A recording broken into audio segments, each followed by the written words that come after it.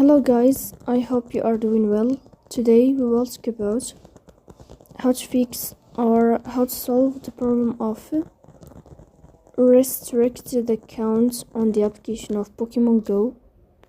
You will click on settings. Here you will go to apps, default apps, app settings. Go here to Pokémon Go. Here click on stop and you will click OK.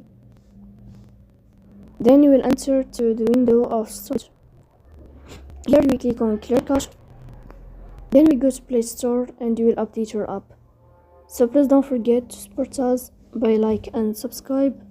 See you next time and thank you for your